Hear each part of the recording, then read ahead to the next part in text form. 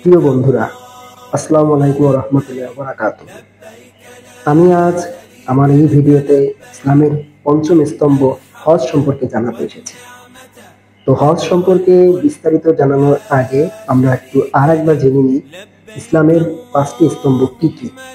প্রথম স্তম্ভ কালেমা, যেটি কিনা আল্লাহর বিশ্বাসে ও তার একত্ববাদে সাক্ষ্য দেওয়া।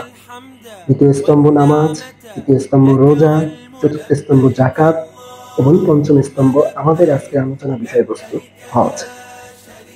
বন্ধুরা, এই হজকে নিয়ে পবিত্র আল কোরআনে একটি সূরাও নাযিল হয়েছে।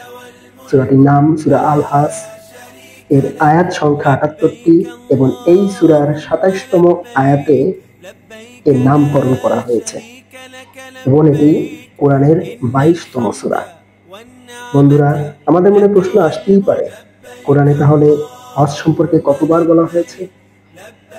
কোরআনে হজ সম্পর্কে 12 বার উল্লেখ করা হয়েছে এবং এই হজ বলতে সেখানে বুঝিয়ে দেওয়া হয়েছে যে কিয়ামতের কথা স্মরণ করে এই হজ সম্পাদনের মাধ্যমে মুসলমানরা হযরত ইব্রাহিম আলাইহিস সালাম এবং তার পরিবারের উদাহরণ অনুসরণ করবে এবং তাদের করা কর্মকাণ্ড হজের সময় স্মরণ করবে।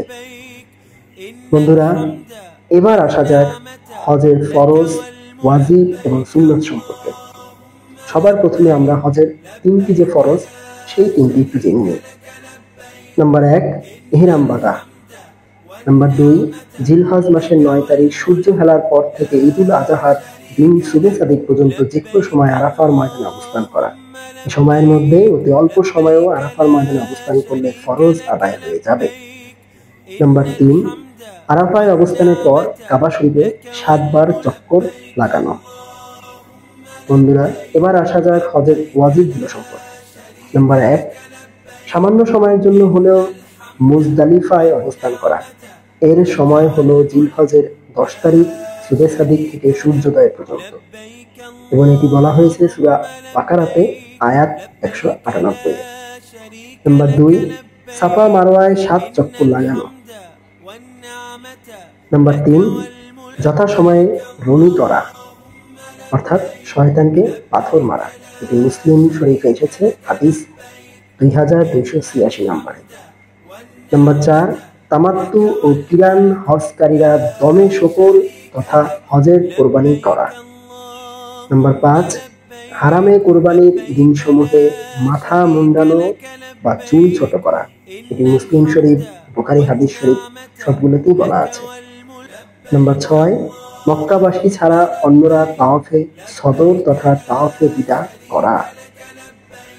উল্লেখ্য, এই 6টি হলো হজের ওয়াজিব। হজের আরো কিছু ওয়াজিব আছে, তার মধ্যে কয়েকটি নিচে বলা হলো। নাম্বার 1, 12 জিলহজ সূর্যাস্তের আগে তাওয়াফে জিয়ারত অর্থাৎ ফরজ তাওয়াফ সম্পন্ন করা। নাম্বার 2, সূর্য হেলার পর থেকে সূর্যাস্ত পর্যন্ত আরাফায় অবস্থান করা।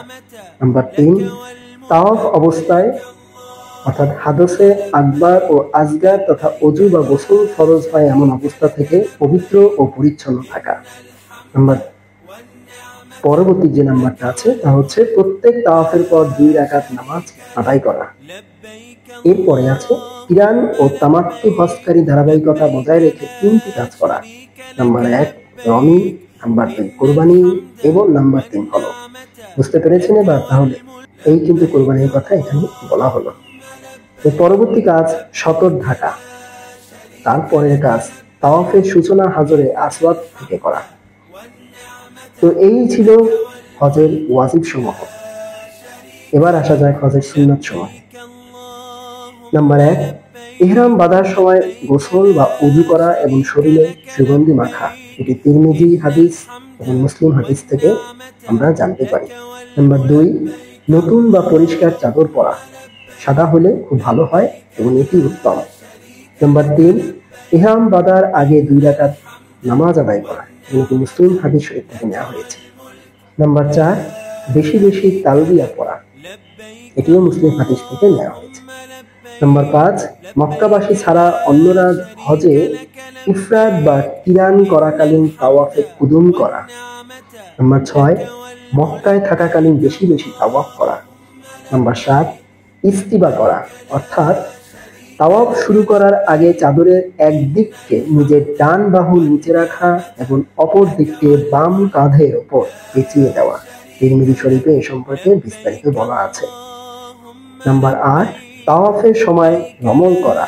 রমলের পদ্ধতি হলো তাওয়াফের প্রথম ৩ চক্করের সময় ঘন ঘন কদম ফেলা এবং উভয় কাঁধ হেলাতে হেলাতে চলা। এটি বুখারী হাদিস শরীফ থেকে নেওয়া হয়েছে।